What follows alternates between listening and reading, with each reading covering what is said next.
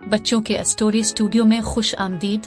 आइए आज की नई पसंदीदा कहानी से लुत्फ उठाएं। एक जंगल में एक गर्म दिल आम का दरख्त और एक सर्द दिल पीपल का दरख्त शाना बशाना रहते थे। जब शहद की मक्खियों की मलिका अपने झुंड के साथ पहुंची तो उसने अपने घोंसले के लिए पीपल के दरख्त से पनाह ली। ताहम पीपल के दरख्त ने बेरहमी से इनकार कर दिया और बगैर किसी रुकावट के रहने को तरजीह दी। आम के दरख्त ने सुनकर शहद की मक्खियों के लिए मेहरबानी से जगह पेश की, जिन्होंने शुक्रगुजारी के साथ इसमें अपना घोंसला बनाया। एक दिन दो बड़ई लकड़ी काटने आए। उन्होंने आम के दरख्त की खूबसूरत लकड़ी की तारीफ की, लेकिन शहद की मक्खी को देखा और उसके बजाय पीपल के दरख्त को काटने का फैसला किया। जैसे ही उन्होंने कटाई शुरू की, पीपल का दरख्त दर्द से चीख उठा। ये सुनकर आम के दरख्त ने मक्खियों से मदद मांगी। मक्खियों की मलिका पीपल के दरख्त का दिफा करने के लिए अपने झुंड की क़ियादत करती थी, बुलैयों को डंक मारती थी और उन्हें धकेल देती थी। बड़ई भागकर पीपल के दरख्त को छोड़ गए। तबाही से बचाए जाने पर